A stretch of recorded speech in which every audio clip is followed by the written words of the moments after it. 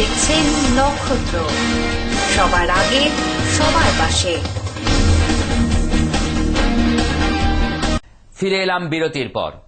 বুধবার দার্জিলিং জেলা সিপিএম এর পক্ষ থেকে দলের জেলা কার্যকরী সভাপতি জীবেশ সরকার আসন্ন পুর নির্বাচনের প্রার্থী তালিকা প্রকাশ করলেন। পুর নির্বাচনের দামামা বাজলেও কোনো দল প্রার্থী তালিকা প্রকাশে এগিয়ে আসছে না। বুধবার দার্জিলিং জেলা সিপিএম এর পক্ষ থেকে প্রার্থী তালিকা প্রকাশ করা হলো। সিপিএম কার্যালয় অনিল বিশ্বাস ভবনে জেলা কার্যকরী সভাপতি জীবেশ সরকার 47টি ওয়ার্ডের মধ্যে 45টি ওয়ার্ডের প্রার্থীর নামের তালিকা প্রকাশ করেন। বাকি 11 ও 13 নম্বর ওয়ার্ডে সিপিএম এর কোনো প্রার্থী এখনো চূড়ান্ত হয়নি বলে জানান জেলা কার্যকরী সভাপতি জীবেশ সরকার। তিনি আরো দাবি করেন, প্রার্থী তালিকা প্রথমে প্রকাশ করে কিছুটা হলেও অন্যান্য দলের থেকে তাঁরা প্রচারে এগিয়ে যাবেন। 47টি ওয়ার্ডের মধ্যে দল হিসেবে সিপিআইএম প্রতিদ্বন্দ্বিতা করবে 38টি ওয়ার্ডে, সিপিআই প্রতিদ্বন্দ্বিতা করবে 4টি ওয়ার্ডে, সারা ভারত ফরওয়ার্ড ব্লক প্রতিদ্বন্দ্বিতা করবে 3টি ওয়ার্ডে, আরএসপি প্রতিদ্বন্দ্বিতা করবে 2টি ওয়ার্ডে। আমি প্রার্থী তালিকা আপনাদের সামনে রাখব, ঘোষণা করব। আমাদের এই পৌর নির্বাচনে আমাদের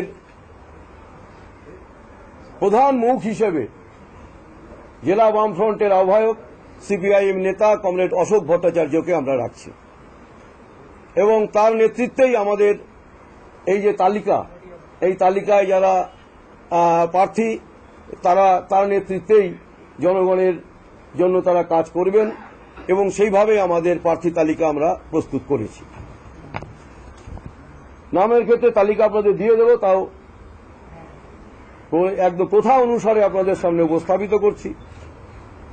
1 নম্বর ওয়ার্ড শিডিউল কাস্ট ওমেন, প্রার্থী রিঙ্কু মাহাতো, আরএসপি দল। 2 নম্বর ওয়ার্ড ওমেন স্নিগ্ধা হাজরা, সিপিআইএম। 3 নম্বর ওয়ার্ড রামভজন মাহাতো, আরএসপি। 4 নম্বর ওয়ার্ড পরিমল মিত্র, সিপিআইএম। 5 নম্বর ward women Durga Singh, All India forward Block, উনি আমাদের অমরনাথ সিং এর মেয়ে। 6 নম্বর ward comrade Ashok Bhattacharya, CPIM.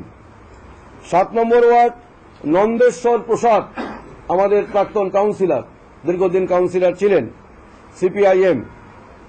8 নম্বর ward women Shalini Dalmia, CPIM. 9 number ward Ram Avatar Agarwala Ramu, all India forward bloc. কংগ্রেসের প্রার্থী তালিকা ঘোষণা করলেন দার্জিলিং জেলা কংগ্রেসের সভাপতি তথা মাটিগাড়া নকশালবাড়ির বিধায়ক শঙ্কর মালাকার। বামেদের পুর ভোটের প্রার্থী তালিকা ঘোষণার পরই ভারতীয় জাতীয় কংগ্রেসের প্রার্থী তালিকা ঘোষণা করলেন দার্জিলিং জেলা কংগ্রেসের সভাপতি তথা মাটিগাড়া নকশালবাড়ির বিধায়ক শঙ্কর মালাকার। শহরের 47টি ওয়ার্ডের মধ্যে 40 জন প্রার্থীর তালিকা প্রকাশ করলেন বুধবার। বাকি 7 জনের নাম 2-1 দিনের মধ্যে জানানো হবে বলে জানান বিধায়ক। 7টা আছে, তাদের নাম আমরা কয়েকদিনই ঘোষণা করব, কারণ আমাদের দলে আরো অনেকে আসছেন, আমরা আসার অপেক্ষায় আছি। আমরা 2-1 দিনের মধ্যে তাদের নাম ঘোষণা করব। আরো ভালো চাই, আরো ভালো চাই, আরো ভালো চাই, আরো আসো, আরো আসো, আরো ভালো প্রার্থী চাই। না কোনো জায়গায় 2-3টে নাম আছে, ওটা নিয়ে আমাদের কোনো জায়গায় 3টা নাম আছে। যেমন আপনাদের বলে দিই, আমাদের 3 নম্বর ওয়ার্ডে 3-4টা নাম আছে, আমরা ডিসাইড করতে পারছি না। 14 নম্বর ওয়ার্ডে 3-4টা নাম আছে। কাজে আমরা এখানে রাজনীতি করতে এসেছি তৃণমূলের বিরুদ্ধে, সিপিএম এর বিরুদ্ধে, বিজেপির বিরুদ্ধে লড়াই করার জন্য। স্বাভাবিকভাবে যাকে দিয়ে লড়াই হবে, যার মানুষের কাছে গ্রহণযোগ্যতা আরো বেশি, আমরা তাকেই প্রার্থী করব। কিছুদিন আগেই তৃণমূল ছেড়েছিলেন দার্জিলিং জেলা তৃণমূল কংগ্রেস সভানেত্রী জনা বাগচি। বুধবার তিনি ভারতীয় জনতা পার্টিতে যোগ দিলেন। সূত্রের খবর, 31 নম্বর ওয়ার্ড থেকে তৃণমূল থেকে প্রার্থী হতে পারছেন না বলেই দল ত্যাগ করেছেন তিনি। এখন দেখার তিনি বিজেপি থেকে প্রার্থী নির্বাচিত হচ্ছেন কিনা। বিজেপি জেলা সভাপতি রথীন্দ্র বোস তার হাতে দলীয় পতাকা তুলে দিয়ে বলেন, বিজেপি বিরোধী দলগুলির মধ্যে অনেক মানুষ ভালো আছেন যারা মানুষের পাশে দাঁড়াতে চান। দল তাদের জন্য দরজা খোলা রেখেছে। তিনি ইঙ্গিতে বুঝিয়ে দিয়েছেন 31 নম্বর ওয়ার্ডের সম্ভাব্য প্রার্থী তালিকায় তারা জনা বাগচির নাম রেখেছেন। এর মধ্যে তৃণমূলে এবং কংগ্রেসে বহু ভালো মানুষ আছেন যারা মানুষের জন্য কাজ করতে চান, তারা কিন্তু সেই কাজের সুযোগ পাননি। পরবর্তীকালে তৃণমূলের যে দলের যে অবস্থা এবং কংগ্রেস দলের যে অবস্থা, তারা দেখেছেন একমাত্র ভারতীয় জনতা পার্টি জাতীয় ইস্যু এবং লোকাল ইস্যু নিয়ে রাজনীতি করছেন এবং মানুষের উন্নতির জন্য ডেভেলপমেন্টের মূল লক্ষ্যে অনেক দল থেকে এসছে। যে দলগুলো এখন আছে তৃণমূল থেকে এসছে, কংগ্রেস থেকে এসছে, সিপিএম থেকে এসছে, সিপিআই থেকে এসছে, আরএসপি থেকে এসছে। যারা ভালো মানুষ তাদের জন্য আমাদের অবারিত দ্বার।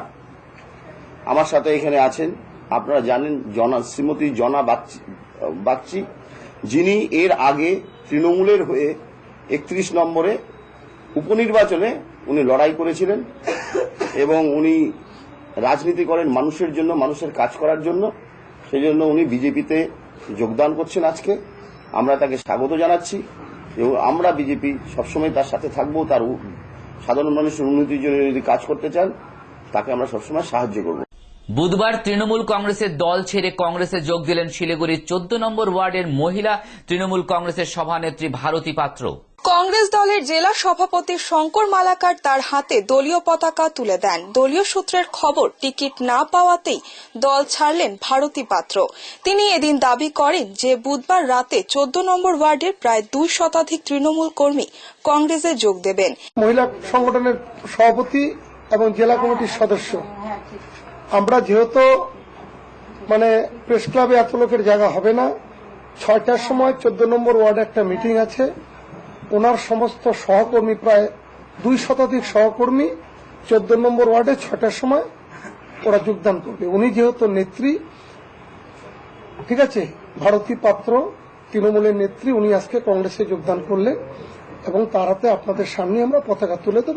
এদিন ভারতী দেবী বলেন, তৃণমূলের ভেতরে অরাজকতা, দলাদলি ও দুর্নীতি বাসা বেঁধেছে। তিনি অভিযোগ করেন যে তৃণমূলের জন্মলগ্ন থেকে তিনি এই দলের একজন সক্রিয় সদস্য ছিলেন। দীর্ঘদিন ধরে দেখছি ওখানে অরাজকতা সৃষ্টি হচ্ছে বা আমাদেরকে সম্মান পাচ্ছি না আমরা।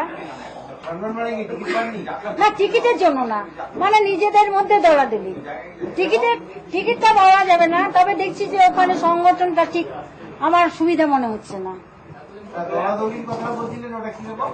ওটা হচ্ছে নিজেদের মধ্যে, ওরা বলছে এক দলকে দেবো, ওরা আমাদেরকে বলছে আরেকজন, এই নিয়ে দলাদলি। টিকিট নিয়ে মেন সমস্যা বলে ভুল হবে। আমার আসা উচিত ছিল অনেকদিন আগে। ভিতরে ভিতরে ওরা যে দুর্নীতিগ্রস্ত হয়ে পড়েছিল, আমি তো জানি না।